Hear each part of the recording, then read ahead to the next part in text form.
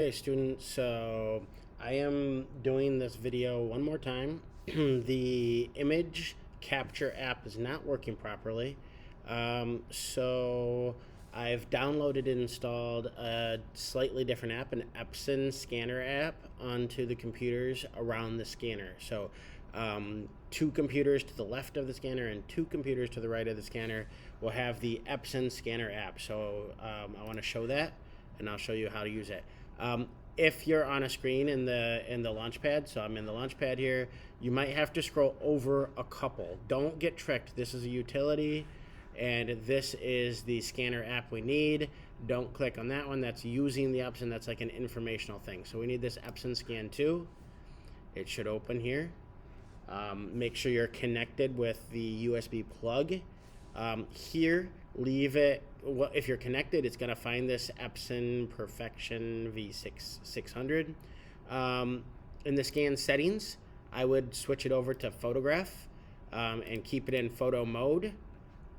We're going to scan glass, not transparency, and which means that's going to be reflective. Keep it at 24-bit. Change the DPI to 600. And scanning quality, I think you can keep it at standard. It looks pretty good.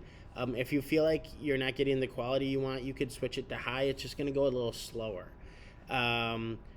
Again, switch it to TIFF to bring it into Photoshop. JPEG if you're not planning on making any edits. Label it here. So I want to, okay, come on. It wants to call it this. You know what? I am going to leave that file name like that, and I can come back and change that file name once it's onto my desktop. I am going to put it back on my desktop again, and I'm going to click Preview. And make sure your scanner is set. The scanner's working here and gives me a preview of my image. So I am just going to, nope. There it is. Okay, zoomed in a little bit. You can rotate that here, so I can rotate it here. So this is the image that I just scanned. And from here, really, I'm getting a preview of what I scanned. You can't crop in on this anywhere. So you'll have to, if you want to crop it, you'll have to bring it into Photoshop and make that adjustment. So I'm just gonna leave it on the auto exposure. I think this looks pretty good. Honestly, the scan looks a little bit nicer than we were getting using the image capture anyways. So I'm gonna go ahead and just click on the scan here.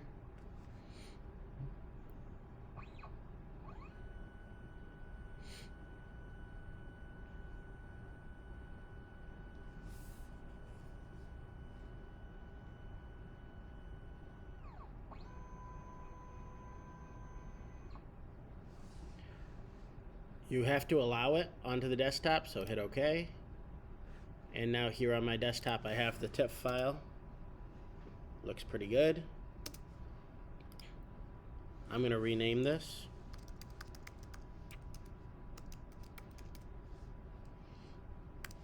Scan 2, since the other one was Scan 1. And now this TIFF can be brought into Photoshop like we talked about before. You can bring it in to your camera raw filter and make adjustments. You can also crop it here. I would keep it to original ratio here and bring this in to make the crop. Original ratio is not going to work. Yep, so actually we're just going to go ratio and leave these blank. And now I should be able to do any size I want. So maybe you don't like the black edges on that photo and you want to crop it in tighter. Like that, like that, and like that.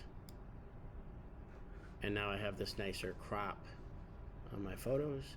Click here. There we go. And now I can save that onto my computer as a JPEG.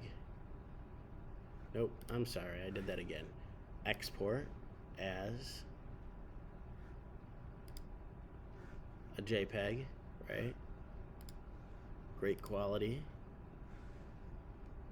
Export onto my desktop. And we should be done. Oh, I guess I should save this, maybe. I'll save this into my cloud for later use.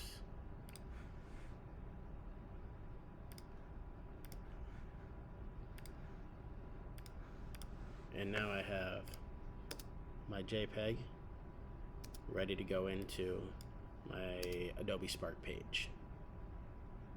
Cool? All right. Hopefully that works better for you. Remember, wherever there's a scanner, the seats to the left, two seats to the left and two seats to the right of that scanner should have the Adobe Scan software installed.